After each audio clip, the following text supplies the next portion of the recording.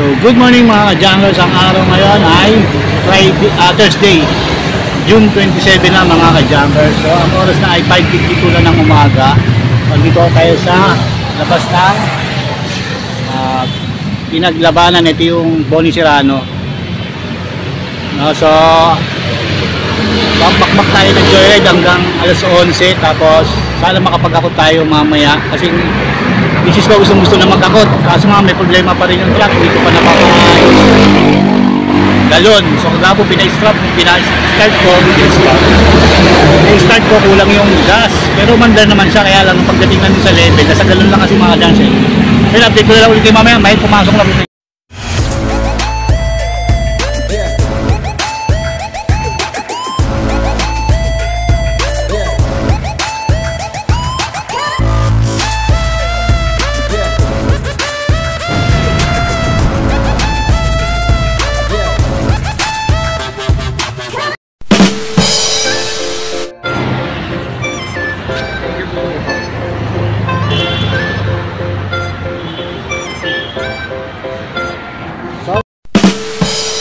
Ito, nandito tayo mga ka-junglers sa Navaliches, ang ating second booking delivery.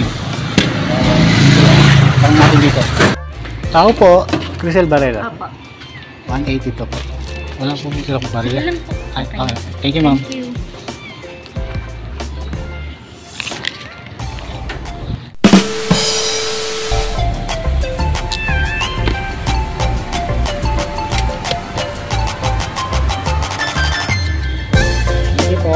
Salamat ma'am.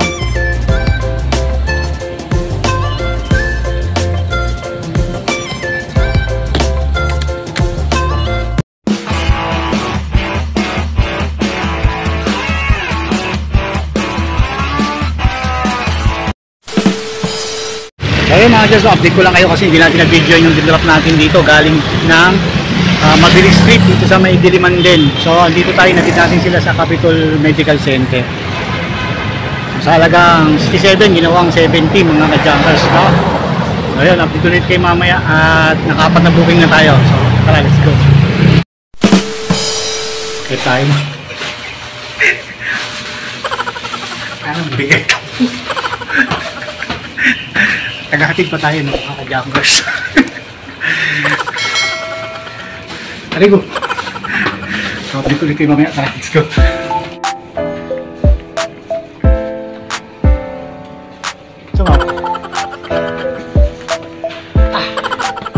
Bigat.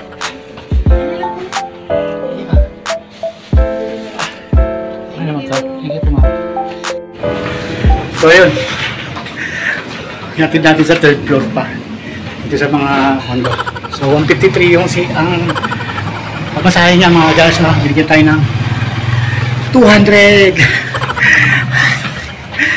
Mga ganyan, mga paborito ko yan eh. So 10 floor pa eh. Basta may tip eh.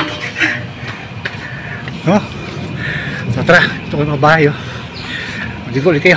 Let's go.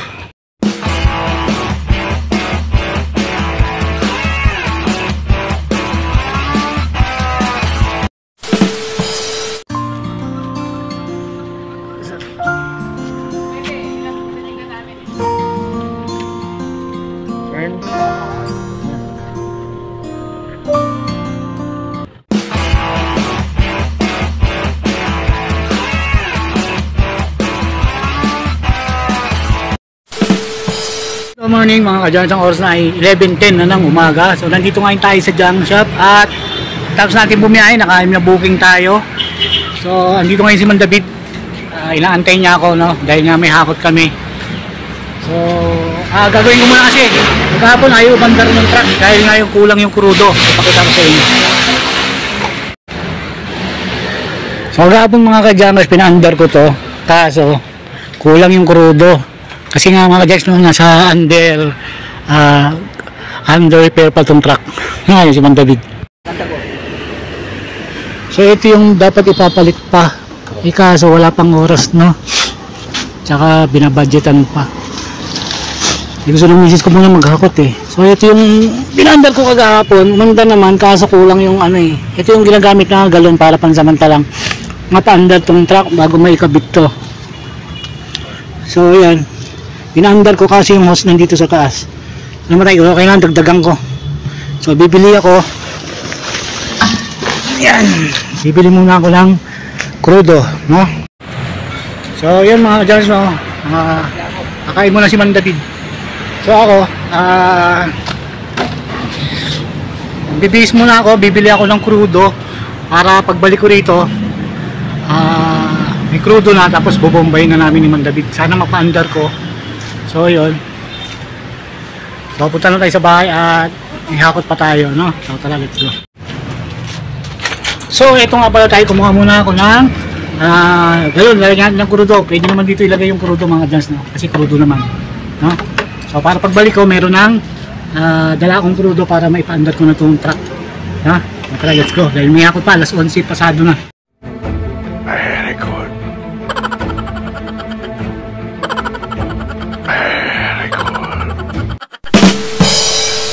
At muli mga ka-Jammers, ako'y nagbabalik, dalang oras na ay 3:07 na ng hapon. Mga Jans, magandang hapon sa inyo. Saan mga kayong panig ng mundo? Ang araw po ngayon ay Saturday, June 29 na po mga ka-Jans. So yung napanood yung video niyan dito sa video to ay nung nakarang araw po yan, nung bumiyahe po ako ng pag-joyride. So ang sabi ko nga dyan sa video niya na mag-half day ako dahil may dalawang schedule akong may dalawang hakot ako na naka-schedule mga ka-Jans nung araw na yan. Kaso nag-reschedule na lang ako dahil nga meron karoon ng problema. So bumiyahe nga ako ng patuloy yung pag-joyride ko nung araw din yun, at nung hindi sa kasawiang palad ay nasiraan po ako sa bandang Parañaque, Tambo Parañaque, no mga Jans, no? So bigla na lang tumirik yung motor. So ayun, hanggang ngayon sila pa rin po yung ating sasakyan.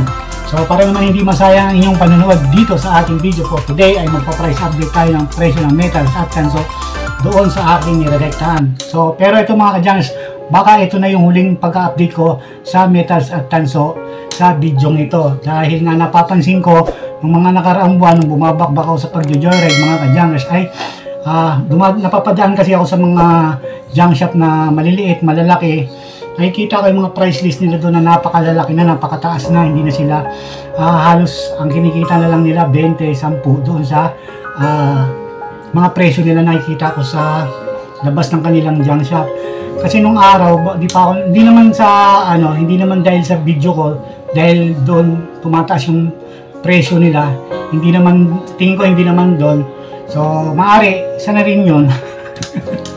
Kasi halos sumasabay na rin yung maliliit na junk shop doon sa mga malalaking junk shop. Nakikita ko halos hindi sila nagkakalayo ng presyo, nagbabakbakan sila. Kaysa na ako mapuntang dahil nga nag-joyride ako, kaysa na ako mapunta, yun ang nakikita ko. Baka magkaroon ng epekto pa rin balang sa pagdating ng mga panahon. So ngayon, iiwasan ko muna po na mag-price update ng mga kalakal sa inyo dito sa aking channel. So pwede na lang ako magbigay sa inyo siguro ng mga update ng presyo. Message nyo lang po ako sa aking page na Erwin Tambong Official. So isasalain ko pa rin kayo kung magbe-message kayo sa akin kung junk shop kayo o hindi. So yun, bigyan nyo na lang ako ng paunawa dahil nga baka nakakasagasa na ako ng kita ng mga maliliit na junk shop. So hindi naman sana talaga ako magpa-price update dito sa content ko, nagkataon lang po yun. Dahil nga nung mga time na yun, hindi kami nakakapag-operate ng junk shop, nakakapag-hakot lang kami. Sabagay, nung naghahakot lang naman kami, hindi pa ako nag-update ng price nun mga ka-junkers, no? So himingi na lang po ako ng pasensya. Kung gusto nyo ng price list na update, baka message nyo na lang ako sa aking Facebook page, Erwin Tambong Official. So wag lang natin yung patagalin. Kung handa na kayo, hawak na kayo ng lapis at papel. Sisimulan na natin yan in 5, 4, 3, 2, 1. Lista nyo na yan. So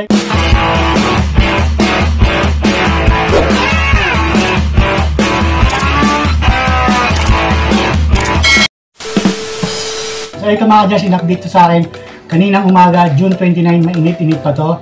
So ito na ang presyo ng metals at tanso. Magsisimula tayo sa mga metals o tinatawag na Jalousie. Ang Jalousie doon sa ating direktahan ay 109 na lang mga ka-Jans per kilo.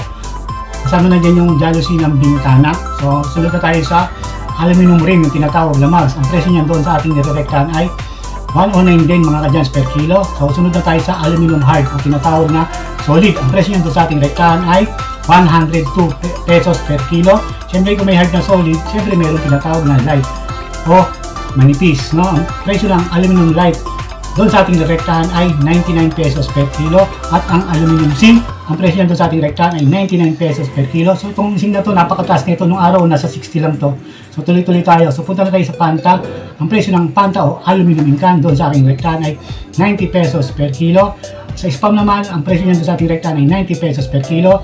At yung aluminum condenser, yung makikita nyo sa mga condenser na sa mga kotse ng aircon, sa mga ilalim nila, condenser ang tawag doon, o sa mga evaporator na iba pang, basta puro aluminum lang siya. Ang presyo niyan doon sa aming rektahan ay 88 pesos per kilo. So ang condenser tas-tas, ito, kaya tinawag siyang condenser tas-tas, yung laman loob nito, yung copper tube. So ang presyo ng, ang binabanggit ko dito, yung aluminum lang niya, yung pinagtastasan, hindi kasama yung copper tube. So, presyo ng condenser tas-tas ay 88 pesos per kilo. At yung stainless, ang tinatanggap doon sa rektango ay good lang, ang 63 pesos per kilo. Sa ibang kumpanya o sa ibang exporter, marami silang klase niyan. No? Pero ang babanggitin ko, doon na sa pinapasahan ko lang. So, ang aluminum takip na binibili na ngayon ay nasa 30 pesos per kilo. Kailangan tanggalin nyo lang yung gomang nasa loob dahil hindi po nila tatanggapin yan. So, punta na tayo sa radiator. Yung binabanggit kong radiator dito kasi dalawang klase yan. Yung isang radiator na purong aluminum at yung radiator na gawa sa tanso at dilaw. So, ang babanggitin ko yung gawa sa tanso at dilaw, nakikita nyo yan sa pangkaraniwang mga jeep at mga truck. No? Ang presyo niyan ng radiator ngayon doon sa ating rektahan 285 pa rin mga adjans per kilo. At yung condenser condenser naman to na babanggitin ko, ito yung mga makikita sa mga split type, window type na aircon sa inyong mga establishment niyan o sa mga bahay yan. Doon yung makikita yan sa loob niyan. Ito yung tinatawag na merong copper tube sa loob. Ito yung condenser na may tanso sa loob.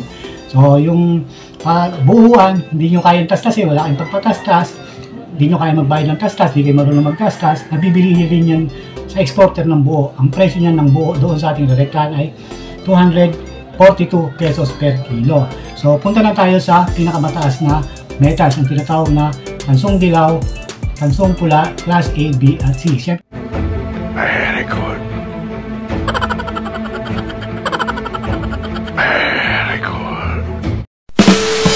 siyempre magsisimula tayo sa tansong pula, sa tansong dilaw. Ang presyo ng tansong dilaw o tinatawag na brass, kasama na yung bronze. Yun. Kasama na ang brass at yung bronze, ang presyo niyan doon sa ating rektahan ay 315 pesos na lang mga dyan.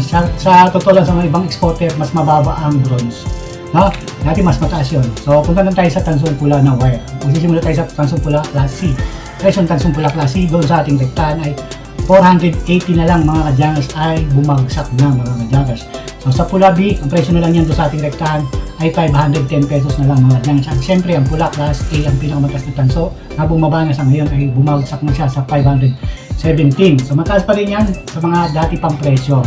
So, yan po ang mga presyo ng metal sa tanso doon sa ating rektahan. So, gawin nyo lang yung guide, ipagkumpara nyo lang yan doon sa inyong pinabagsakan at inyong pinagdadalhan. So, muli, nasabi po sa inyo na ito na po ang muling pag-update ko sa metal sa tanso dahil baka nakaka-apekto na ako doon sa mga presyo ng mga nakakapanood doon sa akin. Kasi pag umikot nga ako, nakikita ko, malilit na junk shop, halos 10 na lang kinikita nila, 20 doon sa kanila pag pinasa nila sa junk shop. Kasi kawawa yan, mayroon pang kaltas yan, 2%, 5%. No?